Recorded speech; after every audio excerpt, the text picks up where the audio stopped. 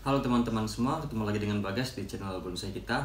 Hari ini saya punya pohon ulmus, cuman ini pohonnya mati. Ini sedikit biasa, maaf maksud saya sedikit luar biasa dari konten kita biasanya, karena biasanya saya membahas tentang pohon hidup. Nah, kali ini saya akan membahas tentang pohon mati.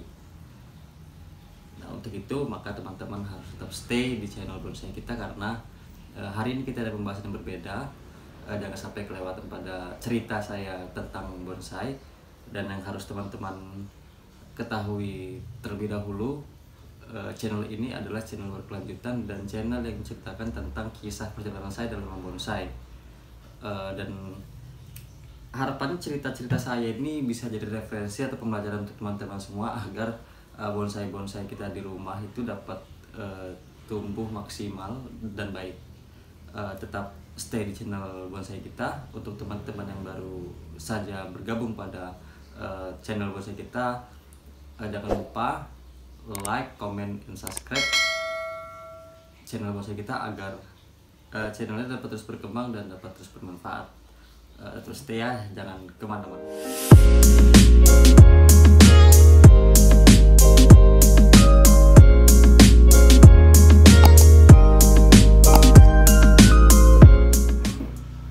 Oke, terima kasih untuk teman-teman yang masih stay di channel bonsai kita. Beberapa waktu yang lalu itu saya sudah bikin video tentang pohon ulmus, cuman yang itu hidup ya, dan yang ini mati.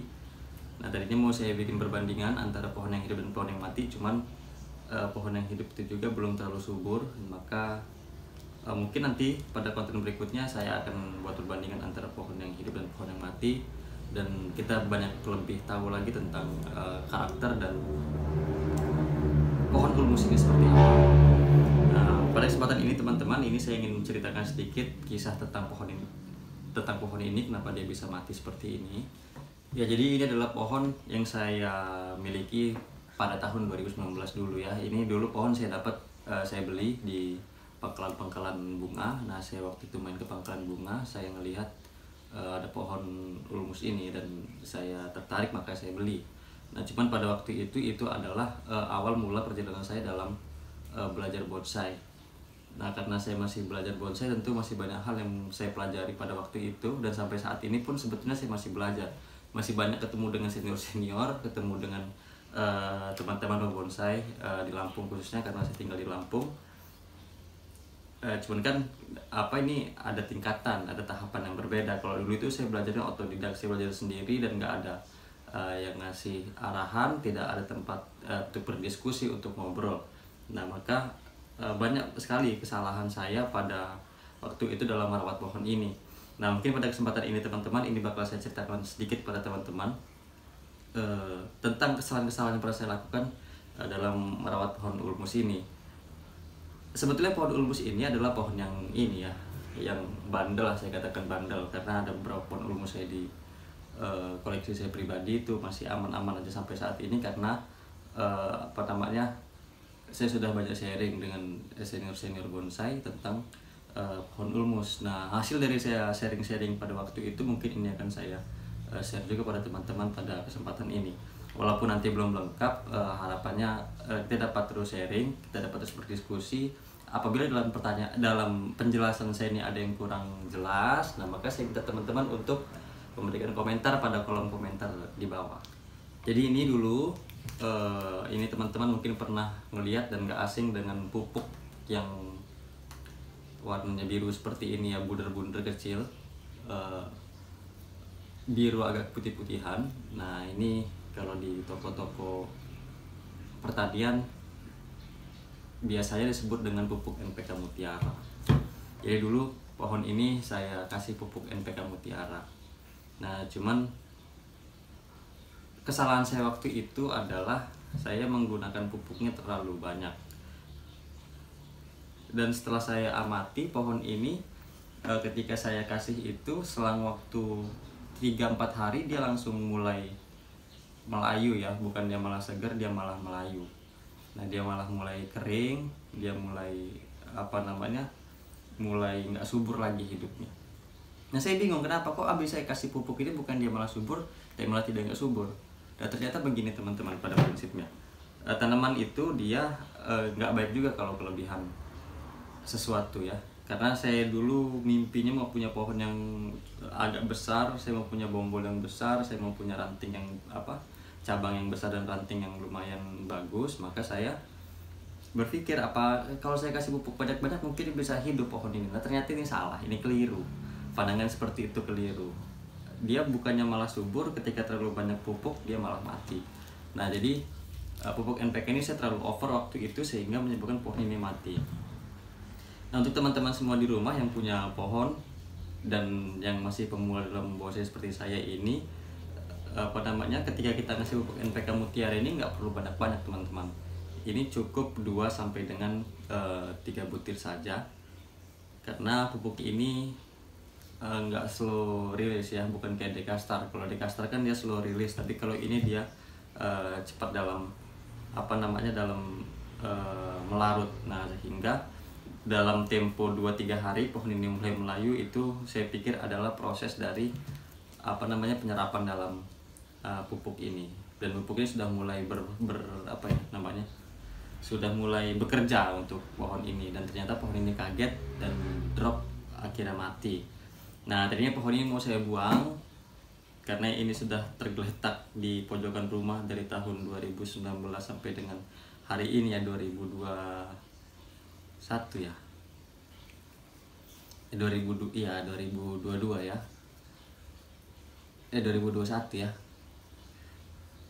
Itu jadi nggak keurus, mau saya buang tadinya. Cuma saya berpikir karena ini kayaknya lebih oke saya bikin konten dulu biar jadi pembelajaran untuk kita semua. Dan saya juga bisa ingat kan, ketika saya bikin konten saya bisa ingat kesalahan-kesalahan yang pernah saya lalui dalam membuat bonsai. Nah harapannya kesalahan yang telah saya perbuat ini tidak terulang lagi dengan teman-teman. Dan ini masukan untuk teman-teman, karena dulu saya itu targetnya mau punya batang yang besar, maka saya berikan pupuk yang banyak, itu keliru. Nah untuk teman-teman yang ingin memiliki pohon yang bonggolnya besar, ini ternyata bukan karena pupuk tapi karena ground. Nah maka ini lebih baik di ground dulu, diliarkan dulu, di-los dulu untuk pembesaran batang utama. Jadi bukan karena pupuk ya teman-teman. Dan pupuk NPK ini sebetulnya bagus. Saya juga masih tetap menggunakan pupuk NPK ini untuk pupuk mingguan atau pupuk rutin. Selain pupuk Dekastar, saya juga memberikan pupuk ini, cuman dosisnya nggak terlalu banyak. Apalagi ini bisa kita lihat, ini adalah pohon menggunakan pot yang sangat kecil, pot untuk pohon mami ini sebetulnya ya. Nah jadi ini harusnya cuman 3-4 butir lah saya pikir.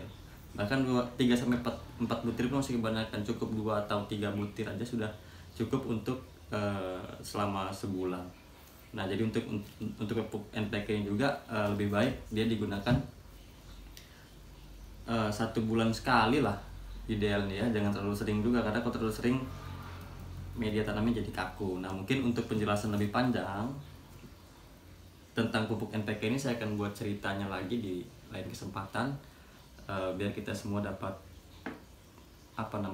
dapat tahu ya tentang pupuk NPK ini apa sebetulnya. Nah cuman pada kesempatan ini saya lebih terfokus pada pohon ulmus ini teman-teman. Nah mungkin itu tadi ceritanya kenapa pohon ini bisa mati, kenapa pohon ini bisa kering seperti ini. Ini adalah akibat saya terlalu banyak memberikan pupuk NPK. Jadi harapannya cerita ini dan teman-teman yang baru mulai membonsai jangan terlalu over dalam memberikan pupuk NPK kepada tanamannya agar tidak kering seperti ini. Dan untuk teman-teman yang pernah mengalami hal seperti ini, saya minta tolong untuk berikan komentar pada kolom komentar agar saya bisa tahu juga berapa sih teman-teman yang dulu pernah mengalami hal yang seperti saya ini kan. Jadi saya nggak ngerasa sendiri ketika ketika saya pohon saya mati gara-gara pupuk NPK. Biar saya tahu saya punya teman berapa banyak. Oke teman-teman, mungkin itu dulu cerita saya tentang pohon ulmus saya yang mati ini. Dan nanti ke depan pot ini akan saya isi pohon apa dan seperti apa, ini bakal saya ceritakan lagi dengan teman-teman.